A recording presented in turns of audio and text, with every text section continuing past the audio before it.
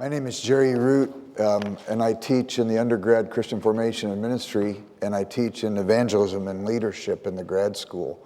And I'm really happy to welcome you here, and I'm excited you're here. And I'm excited about the way our lives are going to be transformed in community throughout this year. And in the next 3 days, I would like to address those issues. Today, I would like to speak about community and self-deception.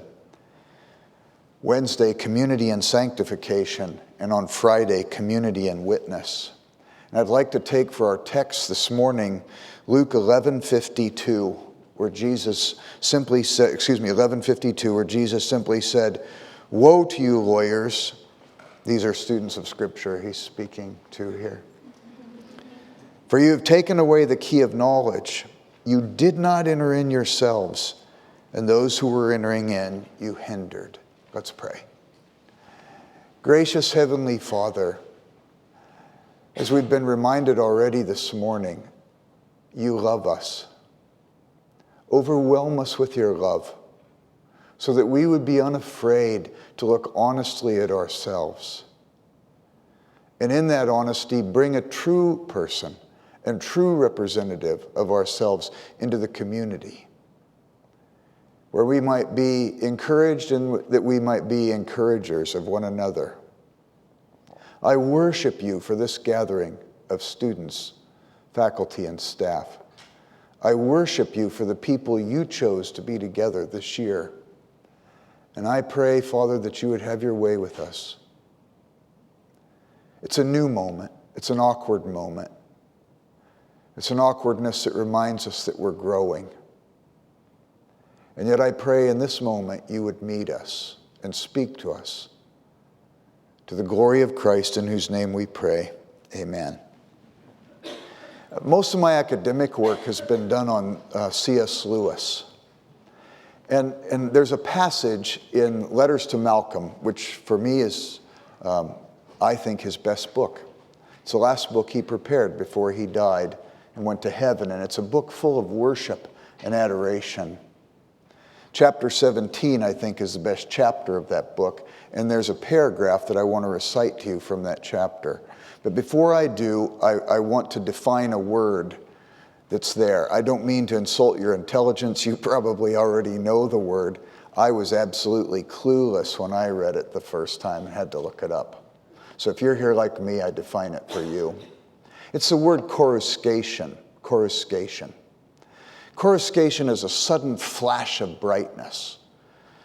We could talk about fireflies coruscating in the back garden on a humid summer evening.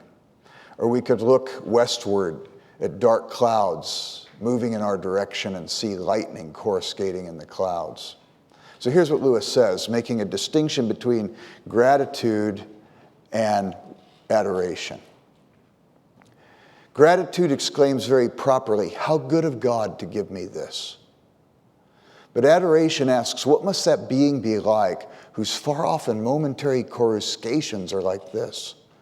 One's mind runs back up the sunbeam to the sun. I love that passage. In the academic community, we seek to integrate faith and understanding. We're going to explore questions this year, and we need to be unafraid of fears and doubts, because the discoveries we'll find will lead to wonder and worship and saying, wow, what must he be like? We discover the world, we discover ourselves, we discover one another, and there's a visibility that begins to take place as we see God in our lives and in our midst and in our community. But I remember when I first read that quote by Lewis. It was about 1979 or 1980 when Voyager, the interplanetary probe, was speeding past Saturn. And it took pictures of that mysterious planet in our solar system, the one with rings. I still have my Time magazine and National Geographic that came out with those pictures up close and personal. You know what they discovered about Saturn at that time? The outer ring of Saturn was braided. It was braided. I thought, wow, no human eye had ever seen it, and God chose to braid the outer ring of Saturn. I have physicists who are friends. I asked them, why is it braided? I've heard 5 different explanations, each a negation of the other. I think the physicists will tell us one day. I have no doubt about that. But in the meantime, I say, wow, what must he be like? Real close friend of mine, I shared that with him, and he said, yeah, and Jerry, we don't know if God didn't just braid it for the picture. I think of ships that park themselves over depths of the Pacific Ocean greater than the light of sun can reach, and they dangle cameras down into the depths and take pictures of fish neon bright. And I say, wow, what must God be like? Though no human eye had seen it, he chose to paint these fish brilliant colors. I grew up in Southern California. I've always loved to see palm trees silhouetted against an auburn sunset sky, or a mountain range silhouetted against an auburn sunset sky. And now that we're here in the Midwest together, we get to learn about cornfields silhouetted against an auburn sunset sky. But there's something beautiful about that if one would willingly distill it out. But we could have lived on a darkened planet. We could have gotten word from on high that there would be one sunset, and we could have lined every west coast of every continent and every island on our planet, and we could have regaled our progeny with the record of the glory of that great event by writing about it in our journals and diaries. But what must God be like that he has chosen to make our planet a perpetual kaleidoscope of sunrises and sunsets? Wow. What must he be like? One star twinkling in a night sky, I think, should be enough to awaken awe and wonder in the mind and heart of any right-thinking, right-feeling individual. But God is so liberal with his glory that he's glittered the night sky with stars and moons and suns and shooting stars and comets and galaxies and northern lights that pulsate and coruscate in the night sky. What must he be like that he made delicate things like butterflies and flower petals and peacock feathers? What must he be like that he made difficult things, or allowed difficult things, like floods in Pakistan and earthquakes in Haiti and AIDS babies in Africa? Even these difficult things, we must stay inclined to discover what must he be like in this world. C.S. Lewis said, if our religion is something objective, then we must never avert our eyes from those elements in it which seem puzzling or repellent, for it will be precisely the puzzling or the repellent which conceals what we do not yet know and need to know. And I would suggest to you maybe desperately need to know. What must he be like, too, that he brought us together in community for this school year? Again, Lewis wrote this in The Four Loves at the very end of the section on friendship. For a Christian, there are, strictly speaking, no chances. A secret master of the ceremonies has been at work. Christ, who said to the disciples, "You have not chosen me, but I have chosen you," can truly say to every group of Christian friends, "You've not chosen one another, but I have chosen you for one another." The friendship is not a reward for our discrimination and good taste in finding one another out. It is the instrument by which God reveals to each the beauties of all the others. They are no greater than the beauties of 1,000 other men. By friendship, God opens our eyes to them. He makes them visible. We can see. They're like all beauties derived from him, and then in a good friendship increased by him through the friendship itself, so that it is his instrument for creating as well as for revealing.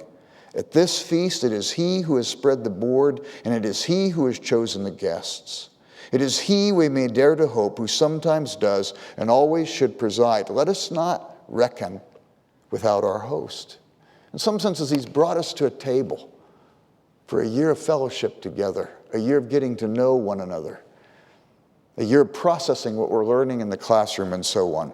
Community comes with responsibility to one another, and yet being fallen, we're easily self-deceived, and consequently, we don't make the contribution nor receive the contribution we might because of the hard shell we've built around ourselves. Years ago, John Stott came and spoke. It was the last time he spoke here at Wheaton College. It was at Edmund Chapel. The place was packed. They had microphones set up. He spoke for 15 minutes, and then he fielded questions from students. The questions were asked that were difficult questions, not asked in an obnoxious way, but asked because students really wanted to know, and they felt safe even in that environment and even before Stott for a good answer. And he gave brilliant answers. But one student said, Dr. Stott, how do we reach the postmodernists for Jesus? My experience is more people talk about postmodernism than actually read about it. Matter of fact, it's sort of like the student who was asked, have you ever read War and Peace? And said, no, but I wrote a book report on it once. Stott gave a tight definition of postmodernism, a tight definition of deconstructionism, and then said, but I think the way you reach the postmodernist for Jesus is by being an authentic person. As soon as he said that, I drifted into existential despair. I'm not an authentic person. I believe in the high ideal of love, but I've had sharp words with people I say I love most in this world. I believe in justice, but there have been times I've been unfair in my treatment of others. I didn't mean to be, but I realized after the fact I had been. And I remember shuffling out of the auditorium that day thinking, I'm not an authentic person. I don't know if I can reach anybody. And then as I got to the back door, I realized, actually, I don't think there's anybody that could say that they've lived their life with complete authenticity. Matter of fact, except one, I think we're all in the same boat. Only Jesus was truly authentic. So maybe the question starts to change. How does the inauthentic person begin to approximate authenticity? It's to move away from the self-deception and move to the honesty and its synonym, humility, that allows us to engage in community where we can derive the full benefit of giving and receiving as we grow together. This is significant, I think. Dietrich Bonhoeffer, as he penned love letters when he was in Gestapo prison towards the end of World War II, he penned these love letters and snuck them out to his fiancée. And he wrote this from Love Letters from Cell 92. I thought I could acquire faith by endeavoring to lead what might be termed a holy life. Later I discovered, and am still discovering to this day, that one can acquire faith only by leading an entirely worldly as opposed to otherworldly life. By worldliness I mean living amidst the world's abundance of duties and problems, successes and failures, experiences and perplexities. If we do that, if we cast ourselves completely into the arms of God, we take seriously not our own sufferings, but those of God in this world, and we share Christ's vigil in Gethsemane. That, I believe, is faith. And that is how one becomes a human being and a Christian. I am thankful to have recognized this, and I know that I could only have done so on the road I have traveled. That is why I reflect with gratitude and serenity on things past and present. Even the difficulties bring us to a kind of faith that is rooted in the love of God that allows us to look openly and honestly, to see things as they are. Well, in the text that I read from a moment ago, Jesus had been invited to lunch with some Pharisees and Sadducees. He was invited to a table. He had opportunity for fellowship, but he recognized, I think, those he was eating with were somewhat self-deceived. Jesus didn't wash his hands before the meal. And the Pharisee took issue with this. And Jesus said to him, you clean the outside of the cup, but the inside is still dirty and full of unmentionables. And elsewhere, he had said something similar. He called the Pharisees men who were like whitewashed sepulchres or tombs. They were clean on the outside, but they were full of dead man's bones. I think bad community can do this to us. It can lead to a kind of self-deception, a almost systemic maintenance of self-deception. This happens when we marginalize the struggler out of fellowship, carnal, backslidden, whatever. The implication is you must be perfect in this community. Nobody would say it explicitly, but the result is that it leads to pretense because nobody has it all together, you see. And it can be rationalized into kind of groupthink. Jesus said to the Pharisees, woe to you! You tithe the spice cabinet, but neglect the weightier issues such as justice and love. These are the characteristics that make us good for community: justice. My sense of moral development is somehow connected to my responsibility to you, and love is a huge part of that. But we can engage in minutia and miss out on the big things. I can remember about year 5 or 6 of my marriage. We've been married 35 years this year. But about year 5 or 6, I finally caught one feature of my dysfunction and self-deception. Just one. I caught myself getting upset about something small that my wife Claudia might do. And I knew if I addressed that small thing, she might not listen to it. So I'd usually encapsulate it in an atom bomb. Claudia, you always do this. Or Claudia, you never do that. And her response would never be to what my concern was. Her response would always be, well, I don't do that, and that's not true, and that's not true. And the inflated rhetoric led to our being estranged in that moment. I would realize what I had done, and I would pray about it and ask God to forgive me. And I'd ask him to open my eyes so I could see the realities here. This went on for about 4 or 5 months, and finally about month 5, something happened, and I said, Claudia, you always do this, and I caught myself in the moment. And I said, no, that's not true, out loud. And she looked at me real funny. I said, well, a lot of times you do that. And then I said, no, that's not true either. Sometimes, and I stopped and said, no, that's not true. You know what, Claudia, you hardly ever do this at all. What's the matter with me that this bothers me so much? And all of a sudden, we've moved from self-deception to a degree of honesty, which allows us to enter into community in a way where we can receive honestly, truthfully, and so on. Jesus said, you worry about tithing the spice cabinet, the little things. But he also said, maybe you do have sometimes a speck to pick out of your brother's eye. But if you've done the recent log surgery, my guess is you'll be better about your responsibility to your brother or sister. Number 1, you'll see with greater clarity because of your own recent surgery. And 2, you'll probably be more empathetic and tender, you see, because your own eye is still smarting. Well, one of the lawyers, he said, well, teacher, when you say this, you insult us. And Jesus said to him, woe to you, lawyers. You build tombs and memorials for the prophets, yet it was your fathers who killed them. In essence, he says, we're not unaffected by the sins of past generations. We must be honest, rid ourselves of self-deception as best we can in the love of Christ and cultivate humility and community.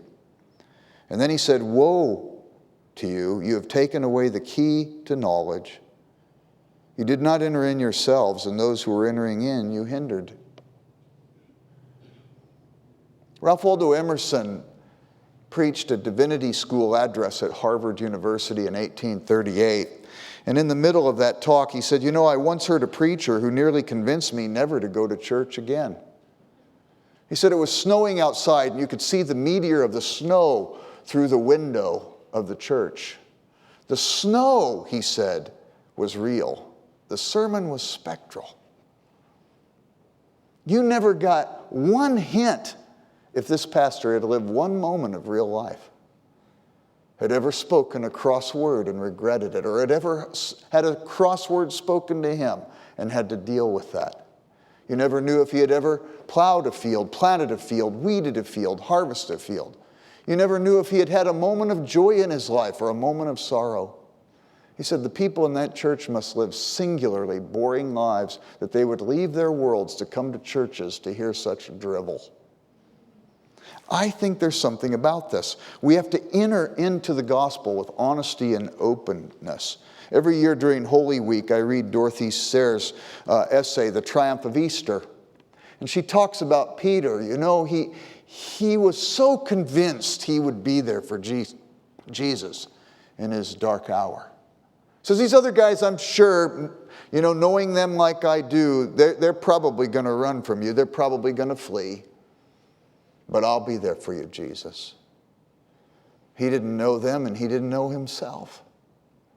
And you know what happens. Jesus says, Peter, before the night passes, before the cock crows and the morning breaks, you will have denied me 3 times. And sure enough, that's what happened. And Peter weeps bitterly.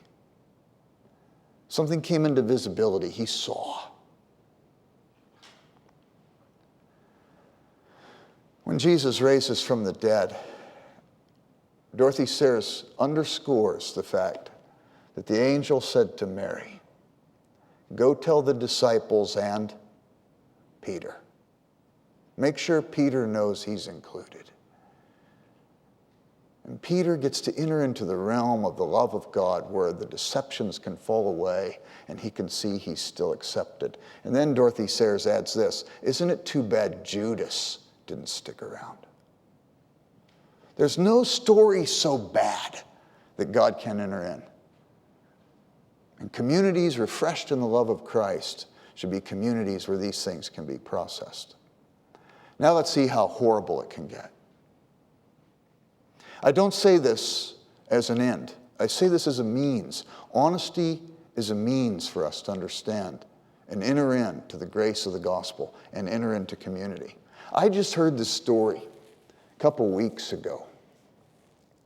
I think it's the toughest one I've heard to have to process.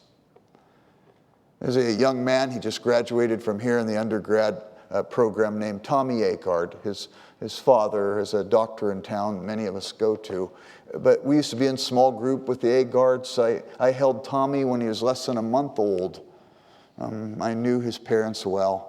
And I've loved Tommy for years. And Tommy is on his way to Uganda. He's going to go to northern Uganda with a film crew, and they're going to do a documentary about young boys who have been conscripted into the Lord's resistance army and made to fight and do horrible things. And he told me the story of this one boy who they'll be working with. The boy was about 9 years old, and the LRA people came and broke into his house, 5 children. In the middle of the night, they brought the children out and the family out. The soldier serially raped the mother. The father tried to stop it and was killed immediately. And then the man who was in charge gave that 9-year-old boy the machete and said, "You can kill your mother and you and your siblings will live. If you refuse to, we'll kill her and your siblings." And the boy killed his mother and was conscripted into service. I don't have categories for that story. I was so broken when I heard it. I tried to get inside of each of the characters. I thought to myself about that father. He had to have known he would die if he tried to protect his wife. And yet, what if he would have lived past that moment? He would have never been able to look himself in the mirror if he would have thought he did nothing. And so he embraced the death of that moment by trying to at least save his wife, so his last dying moment would be to show his wife his love for her. And certainly she, if we can try and empathize with her position, would have said to her son, "You must take my life." She would give up her life for her children. She wouldn't want to have to die such a gruesome way, but she would have said that. And that boy, we can only imagine how those horrible, horrible people were trying to rip apart from him any kind of emotional connection with reality, that they might then push him into service to do horrible things to others. But I started thinking about the guy that was ordering this to happen. How does a person get like that? My guess is he probably was a 9-year-old boy somewhere along the line. Somebody probably broke in and had him do something like that.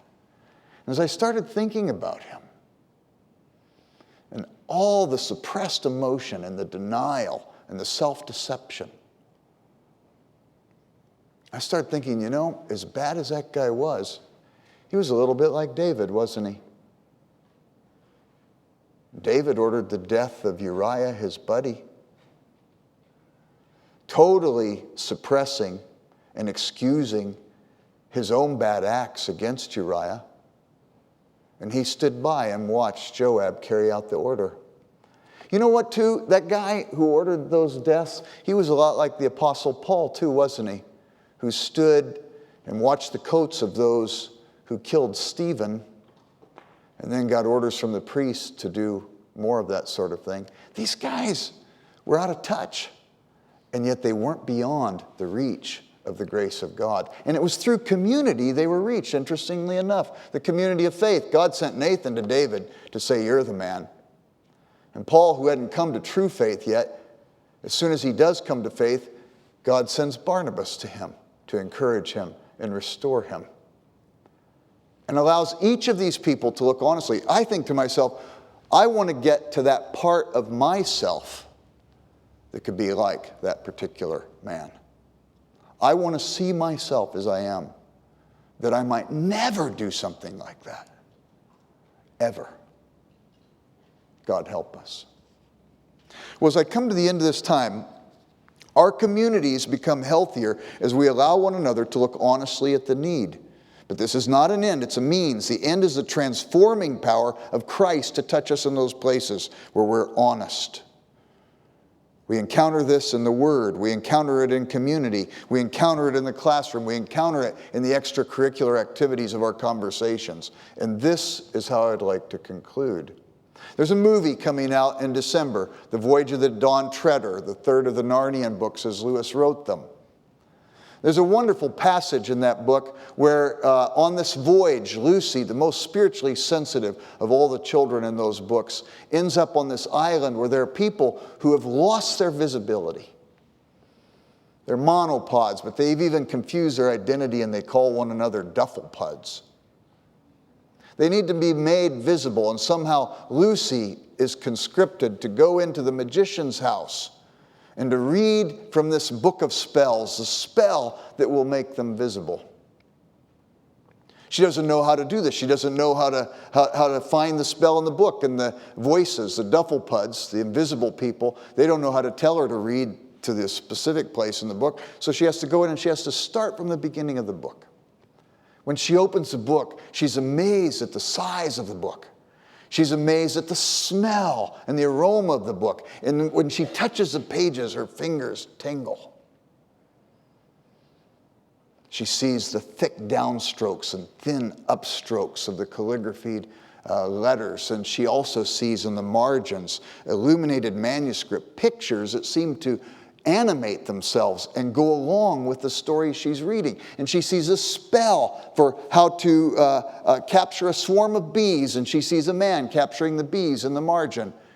She reads a spell for how to give a person a donkey's head like they did to Bottom in Midsummer Night's Dream in Shakespeare. She reads a spell how to create a storm, how to cause a storm to cease. And finally, as she reads along, she sees this one spell. How to make one more beautiful than the lot of mortals.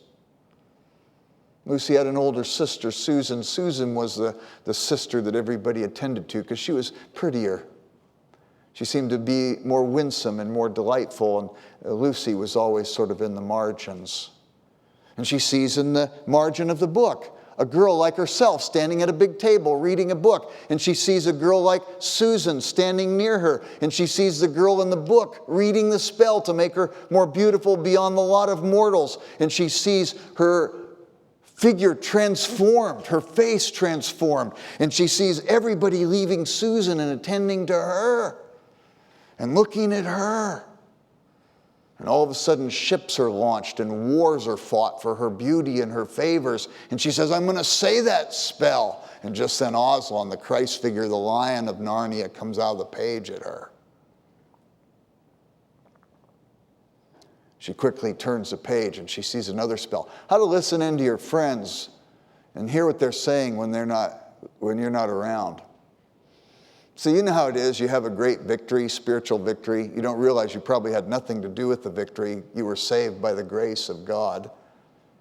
But she feels like she deserves this one, so without even thinking about it, she immediately reads the spell. She asserts herself over the will of another person, and she listens into unsavory remarks a friend of hers made when she was goaded into saying these bad things by a nasty little girl. Lucy's so brokenhearted by this. As she reads on with her heart broken, she comes to a spell for the refreshment of the Spirit. It goes on for 3 pages, and she says while she's reading it, she realized she was living the story. And at the end, she says, that's the most wonderful story I've ever heard in my life. And she decides she's going to go back and read it again, but with this particular book, you can only go forward from that place. You can't go back. And the words began to disappear. And she says, oh my, this is a strange book. And she says, what was that story about? And she says, oh yeah, it was about a hill and a tree and a cup and a sword. And from that day on, whatever she considered a good story was a story she had read in the magician's book. It was the gospel story, you see. It was the cup Jesus drank. It was the tree on which he died. It was the sword, the death he died on that hill called Calvary. Went on for 3 pages, 3 days, and you can only go forward from that place. And then she comes to the spell to make things visible. She speaks that spell, and Aslan shows up. She says, Aslan, when did you get here? He says, I've always been here. But you got to see now. Says, you've been listening in where you shouldn't listen in. That girl meant no harm against you. And she begins to see herself. The self-deception is wiped away in the context of the gospel. And all of a sudden, she's able to see the community she's in, the people she's among, and the world that God has called her to with greater clarity. What must God be like that he called us together this year? Refreshed in the gospel, affirmed in its love, and allowed now to begin to see ourselves and one another better. In some senses, we're being invited to a table of fellowship. I found out this summer, I should have known. I took French for 4 years ago, and yet it never crossed my mind. The word companion means with bread. With bread. It's why we eat together, fellowship together. That we begin to reveal ourselves and see others as they are, and in the love of Christ affirm one another. And that is what we're called to this year, and Scotty's going to talk with us a little more about that.